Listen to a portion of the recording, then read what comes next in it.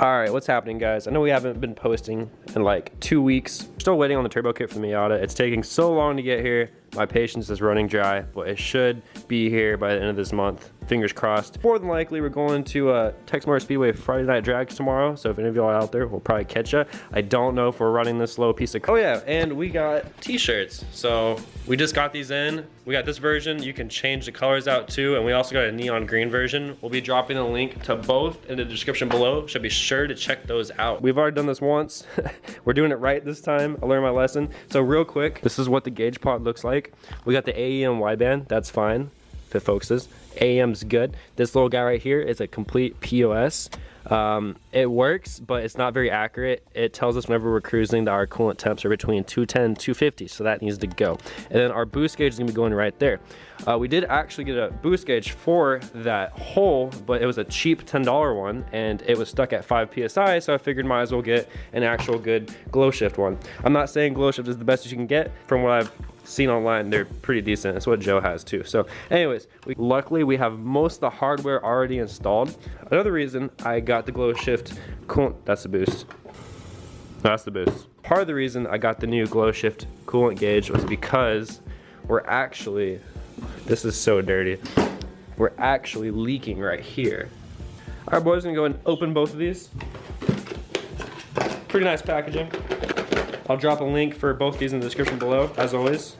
Looks pretty sweet. I'm such a riser installing a boost gauge on a naturally aspirated car. It's okay. At least it's not a Mustang. All right, so this one, the boost gauge, actually has a hard tapped cable into it. There's no harness for it, I don't think. Yeah, that definitely. Boost gauge, temp gauge. Temp gauge. Let's do it. All right, guys, we're gonna go ahead and install the wire temp gauge first. If you're watching this with an eBay coolant gauge that's about to go inside your car, I'm gonna go ahead and show y'all how the wiring is done for that. Now, I think part of the problem for the reason mine's not accurate at all is this. That I don't think is supposed to happen. So, anyways, the way the sensor works is you ground the bottom part of it to your block, and originally we had it grounded there. That was not a very good idea. We have the actual, and we probably should use different colored wires. Oh well. We have the actual ground wire going to an actual ground source in the block. Who would have thought? And then the top part, we just have running inside to the gauge. So the coolant gauge, super easy. Actually, all the gauges, maybe except the wideband, all the gauges are super easy to wire up.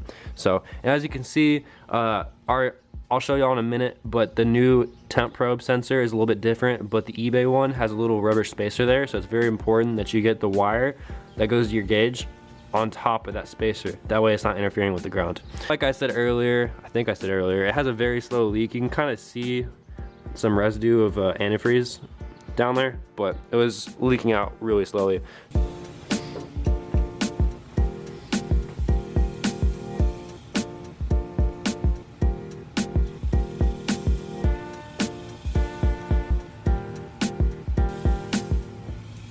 If it focuses, come on, Canon, you can do it. You can do it, mate. Come on, that boy.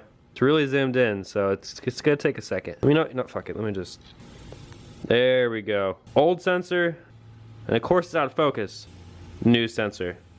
So as you can see, quite a bit different. Hopefully this doesn't have any issue going in the thread. They're both 1/8 MPT threads, so should have no problems. I have to do a little bit of modification for the wires here, because as you can see, the GlowShift cable. The GlowShift kit comes with proper bullet connectors. The eBay one's kind of a DIY, figure it out piece of style. So, yeah.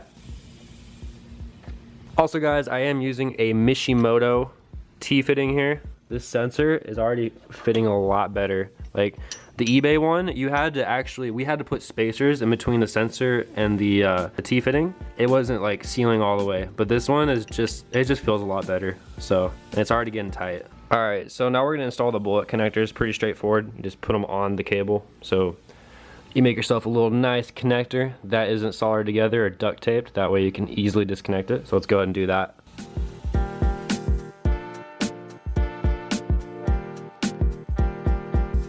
All right, we got the temp probe sensor installed. We used this bullet connector on the wire that actually goes to the the coolant gauge. I just soldered it up because I was having a lot of problems getting the bullet connector to work. So anyways, it's all wired up. Now we're gonna jump inside the car and go ahead and wire the actual gauge up.